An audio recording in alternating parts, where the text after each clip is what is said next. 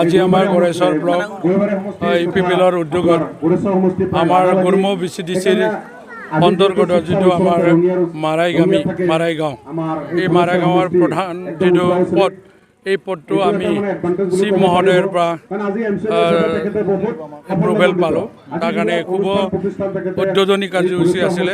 এই অনুষ্ঠানৰ সন্মানীয় আমাৰ বিটিআৰ চিফ তথা আমাৰ দলৰ দলপতি সভাপতি মাননীয় প্ৰমোদ বড়ো ছাৰ আহিছিল। মই তেখেতক অন্তৰেৰে আদৰিছোঁ আৰু তেখেতক মই সমষ্টিৰ হৈ ধন্যবাদ জ্ঞাপন কৰিছোঁ।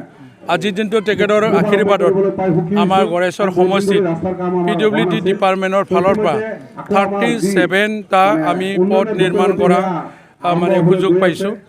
হিচাপে আজিও তেখেতে মাৰাইগাঁৱৰ যিটো গাঁৱৰ পদৰ 1200 মিটাৰ ৰাস্তা ধাৰ্য কৰিলে। তাৰ কাৰণে মই অন্তৰৰ পৰা তেখেতক ধন্যবাদ জ্ঞাপন কৰিছোঁ। আৰু আমাৰ যিখিনি এডুকেশ্যন ডিপাৰ্টমেণ্টৰ জড়িত যিটো স্কুল কলেজ আছে তাৰে ক্ষেত্ৰতো তেখেতে যিহেতু নিজেই দায়িত্বত আছে হিচাপে আজি আহি থকা সময়তে গড়মুৱা হাই ছেকেণ্ডাৰী স্কুলৰ যিটো সমস্যা ইয়াৰ সমস্যা বুজ লোৱাৰ কাৰণে তাতে অলপ ৰাখি মানে শিক্ষাগুৰুসকলৰ লগত কথা পাতিলে আৰু হাই ছেকেণ্ডাৰী যিটো সমস্যা এইখিনি মানে প্ৰভিঞ্চিয়েলাইজ কৰাৰ ক্ষেত্ৰত তেখেতে মানে চাম বুলি কৈছে। আৰু ইয়াৰ যিখিনি ক্লাছৰুমৰ অভাৱ ইয়াৰ ক্ষেত্ৰতো তেখেতে আমাক মানে দায়িত্ব দিছে, কি সমস্যা আছে চাইকিনি ঠিক কৰিব দিছে।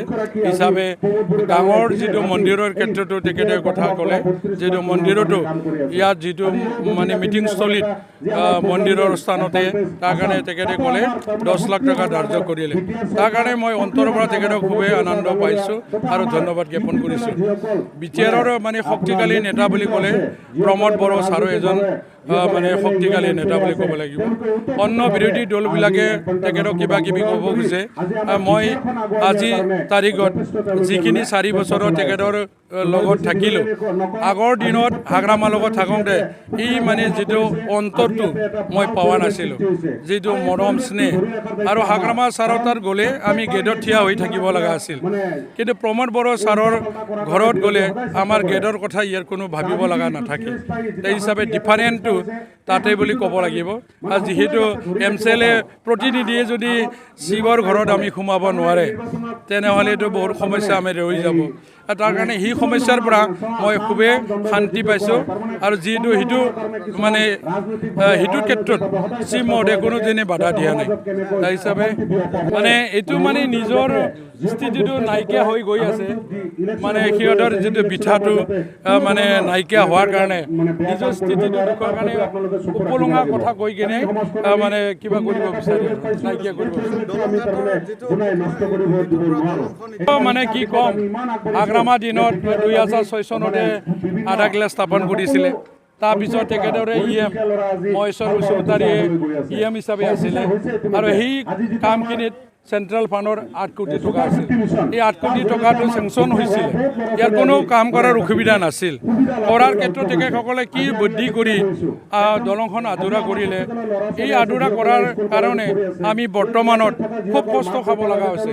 ইয়াৰ মাজত তিনিজন ঠিকাদাৰ সোমাই গ'ল, এটা কেঞ্চেল কৰি এটা আৰু এটা কেঞ্চেল কৰি এটা, এনেকৈ এজন তিনিজন মানে ঠিকাদাৰ সোমাই ইয়াৰ কিবা হিষ্টৰী হৈ গৈছে। তাৰ কাৰণে এইবাৰ আমাৰ বৰ্তমানৰ চিফ প্ৰমোদ বড়ো ছাৰৰ নেতৃত্বত ইনফ্ৰাষ্ট্ৰাকচাৰ ফাণ্ডৰ পৰা ইয়াত যিটো ফাণ্ড মানে ইয়াত ডিক্লেয়াৰ কৰিলে আৰু সেই হিচাপে চেংচন হ'ল। চেংচন হৈ এতিয়া নিৰ্মাণ কাৰ্যসূচী চলি আছে। এইটো কিছু দিনৰ পিছত মানে কাম কিছু মানে 50% আগবাঢ়া বুলি ক'ব লাগিব। বৰ্তমান মানে 50% আগবাঢ়ি আছে, য'ত যিখিনি উঠাই দিলে। হিচাপে দলংখনো সম্পূৰ্ণ হোৱাটো বাস্তৱ, এইটো মোৰ দৃঢ় বিশ্বাস আছে। এইখিনি কথা 1200 মিটাৰে 1 কোটি 20 লাখ এই হিচাপে আমাৰ এইখিনি চেংচন হৈছে। আৰু তাৰ বাহিৰেও যিহেতু বিৰোধী পক্ষই কামেই হোৱা নাই বুলি ক'ব গৈছে, য'ত মানে ডিলিমিটেশ্যনৰ দ্বাৰা 12টা মানে বিধানসভা সমষ্টি আছিলে, এতিয়া আমাৰতো 12টা সমষ্টি হৈ থকা নাই। বিধানসভা সমষ্টি বৰ্তমানৰ 15টা মানে সমষ্টি হ'ল আমাৰ। বিটিআৰৰ মানে বিধানসভা সমষ্টি এইটোতো চেঞ্জ হৈছে আমাৰ জিলাটো 4খন আছিলে জিলা আজি তাৰিখত তামোলপুৰ জিলা হিচাপে এটা নতুনকৈ হ'ল 5খন জিলা হ'ল এইটোতো মানে বাস্তৱ য'ত কলেজটো আজি 26খন কলেজটো মানে হাগ্ৰামাত দিনত কৰাব পৰা নাছিলে বৰ্তমানতো 10খন কলেজটো প্ৰভিন্সিয়েলাইজ হৈছে অফিচিয়েল প্ৰচেছ হৈ আছে সেইটোকে হোৱা নাই বুলি ক'ব গৈছে আৰু হাগ্ৰামায়ে এনে এটা কথা কৈ থাকে সদায় মানে দেউতাকৰ পৰা পুতেকলৈ মানে নামাকৰণ কৰাটোকে মানে পট্টা দিয়া বুলি কৈছে আৰে মোৰ সমষ্টি আহি হাগ্ৰামা ডাঙৰীয়া আমাৰ লাহপাৰা গাঁৱত মানে বৰগুলি BCDC আহক না 69টা পৰিয়ালক 12 বিঘা 4 বিঘা 5 বিঘা সেনেকৈ মাটিৰ পট্টা দিয়া হৈছে তাৰ কাৰণে মই হাগ্ৰামাৰ লগত চেলেঞ্জ কৰিছোঁ পট্টা 69টোতো পাইছে তেখেতে আজি তাৰিখত আমাৰ মানে বৈষম্যতি আঁচনিৰ দ্বাৰা 1,60,000 পৰিয়ালে দলিল পট্টা পালে এইখিনি কথা